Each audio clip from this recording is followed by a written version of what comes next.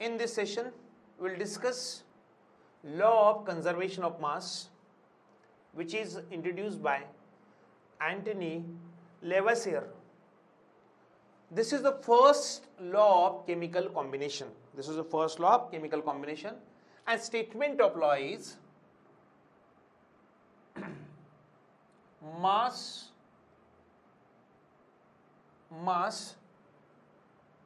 neither be create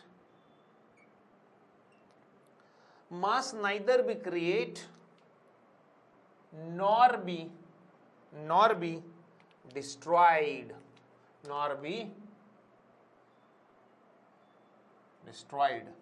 mass neither be create nor be destroy, मतलब आप मास को create भी नहीं कर सकते और मास को डिस्ट्रॉय भी नहीं कर सकते इन केमिकल रिएक्शन। मतलब mass neither be create nor be destroy in chemical reaction, इसका मतलब हो सकता है हम कह सकते हैं total mass of reaction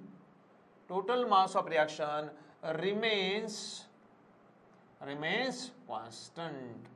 Total mass of reaction remains constant, मतलब mass neither be create nor be destroy in chemical reaction. ना हम मास को प्रोड्यूस कर सकते हैं ना हम मास को डिस्ट्रॉय कर सकते हैं। इसका मतलब टोटल मास ऑफ रिएक्शन कैसा रहेगा?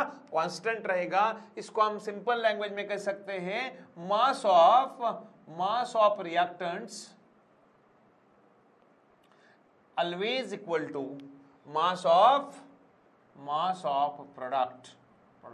मतलब जितने मास ऑफ रिएक्टेंट होगा उतना ही मास ऑफ प्रोडक्ट होगा, तो ये हम कह सकते हैं कि they follow the law of conservation of mass, मतलब mass neither create nor destroy. In this way हम कह सकते हैं A प्लस बी, अगर हमने कहा it gives C plus D। Suppose हमने ये केमिकल रिएक्शन कंसिडर किया तो हम कह सकते हैं mass of A plus B is equal to mass of C plus D।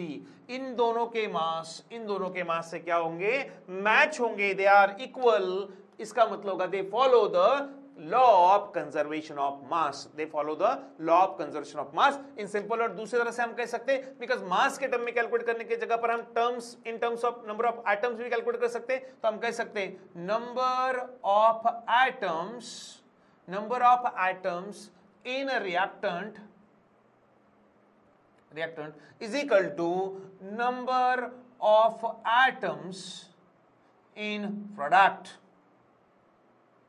मतलब जितने नंबर ऑफ आइटम्स रिएक्टेंट में होंगे उतने ही आइडेंटिकल आइटम्स प्रोडक्ट में रहेंगे। सिर्फ चेंज क्या होगा? मतलब केमिकल रिएक्शन हो रही है, रिएक्टेंट्स के आइटम और प्रोडक्ट के आइटम इंडिविजुअल आइटम मैच हो रहे हैं। मैं कह रहा हूं इंडिविजुअल आइटम, मतलब जितने कार्बन है रिएक्टर में उतने कार्बन प्रोडक्ट में, जितने हाइड्रोजन है उतने हाइड्रोजन है, जितने ऑक्सीजन है उतने ही ऑक्सीजन है।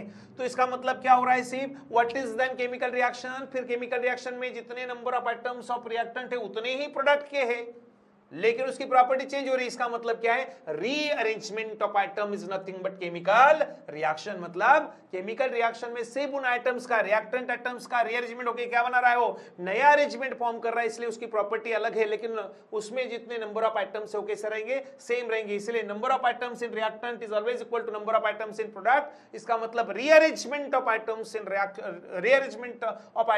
Is nothing but chemical reaction. For example ले सकते हैं, फॉर एग्जांपल हमने एक एग्जांपल लेके हम सॉल्व कर सकते हैं carbon dioxide. Carbon plus oxygen gives you carbon dioxide. Suppose this is reaction, ये कंसीडर करते तो यहाँ पर नंबर ऑफ एटम भी कैलकुलेट कर सकते हैं। कार्बन का एक एटम है, ऑक्सीजन के 2 एटम है। कहां पर? रिएक्टेंट साइड में। कार्बन का एक एटम है, ऑक्सीजन के 2 एटम है। प्रोडक्ट साइड में चलते हैं, कार्बन का एक एटम है, ऑक्सीजन के 2 एटम है। इसका मतलब क्या हो रहा है? जितने एटम रिएक्टेंट में है उतने ही एटम प्रोडक्ट में। इसका मतलब होगा दे follow the law of conservation of mass. In terms of mass calculate करते हैं। सो मास ऑफ रिएक्टेंट क्या होगा? मास ऑफ रिएक्टेंट, यहाँ पर रिएक्टेंट आपके रिएक्टेंट कितने हैं? Mass of reactant 1 carbon plus 2 oxygen, 1 carbon plus 2 oxygen, तो कितना होगा? इक्वल टू एक कार्बन का होता है 12 प्लस 2 ऑक्सीजन का एक एटम का वेट होता है 16। तो अगर ये कैलकुलेट करते तो आता है 44U। इसका मतलब होगा मास ऑफ रिएक्टेंट कितना रहा 44U, राइट। तो वैसे ही मास ऑफ प्रोडक्ट निकालते हैं, मास ऑफ प्रोडक्ट,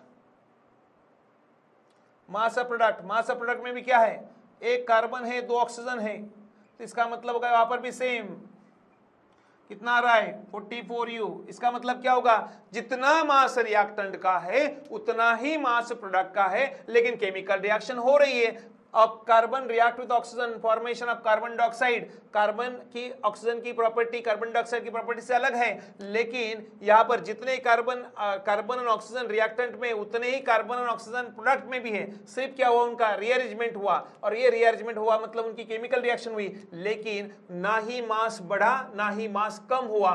जितना रिएक्टेंट का मास था उतना ही प्रोडक्ट का मास है। इसका मतलब होगा कि लॉ ऑफ कंजर्वेशन में हम ना कह सकते मास को क्रिएट भी नहीं कर सकते, मास को डिस्ट्रॉय भी नहीं कर सकते केमिकल रिएक्शन में। सिर्फ क्या कह सकते हैं, रिएक्टेंट का मास किस में कन्वर्ट हो रहा है, प्रोडक्ट के, मतलब रिएक्टेंट का मास प्रोडक्ट के मास में कन्वर्ट हो रहा है। जितने रिएक्टेंट थे उतना ही प्रोडक्ट फॉर्म हो रहा है। इसका मतलब वो कौन सा लॉ फॉलो कर रहे हैं, they are following the law of conservation of mass.